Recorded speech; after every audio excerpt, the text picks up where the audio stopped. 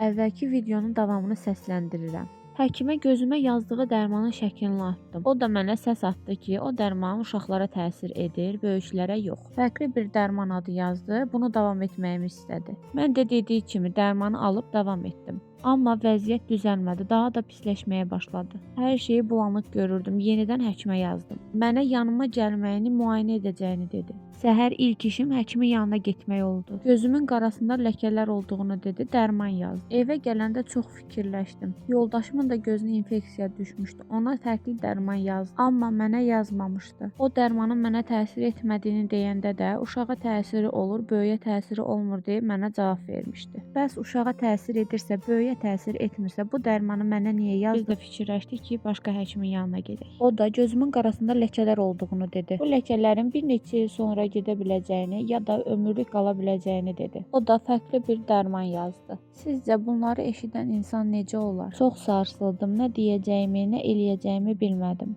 Ümidsiz şəkildə həkim yazdığı dərmanı tökməyə davam elədim. Gözüm get-gedə pisləşirdi. Yaxında olan cizgiləri belə seçə bilmirdim. Uzağı isə heç görə bilmirdim. Çox araşdırdıq. Özəl klinikalarda yaxşı bir həkim olduğunu dedilər. Ümidlərimi toplayıb 3-cü həkimin yanına getdim. Bir ay öncədən qəbuluna yazılmışdım. Həkim gözümü müayinə edəndə gözümün qarasının hər tərəfli ləkə olduğunu dedi. Çox gecikdiyimi vurğuladı. Mən də ona yanına gəlməmişdən əvvəl 2 həkim yanına getdiyimi dedim. Vəziyyəti həkimə danışdım. İlk getdiyim həkimin mənə yazdığı dərmanı göstərdim. Baxıb dərmana heç bir şey demədi. Xahiş etdim ki, bu dərmanı tökmək doğru olub olmadığını desin. Bir cümlə dedi, o da mənə bəs etdi. Bu dərman tökülməməli idi. Elə onu deyəndə ürəyim pis oldu. Nə olacağını, necə olacağını düşündüm. Oğlumu da müayinə etdi. Oğlumda olmadığını dedi. Mənim gözümdə ləkələrin çox olduğunu, uzun müddət sonra bəlkə gedəcəyini dedi. Vurğuladı ki, ola bilsin ki, ömürlük də qala bilər. 4-5 ay müalicəni davam etməyə, əgər ləkələr qalsa lazerlə götürəcəyini dedi. Dostlar, bu yaşadıklarım mənə bir dərs oldu. Artıq başa düşürəm ki, sağlamlıq barəsində məsələlərdə tək bir fikrə önəm vermək olmaz. Xüsusilə də göz kimi həssas orqanlara. Həkimlərə hörmət böyükdür. Amma bəzən onların da səhv edə biləcəyini qəbullanmalıyıq. Əgər vaxtında düzgün diaqnoz qoyulsaydı, bugün bəlkə də bu videonu çəkməyə ehtiyac olmazdı. Sizin də başınıza belə bir hadisə gəlibsə, şərhlərdə bölüşməyi, videoyu bəyənməyi, kanala abunə olmağı, paylaşaraq başqalarına da xəbərdar olmasına kömək etməyi unutmayın.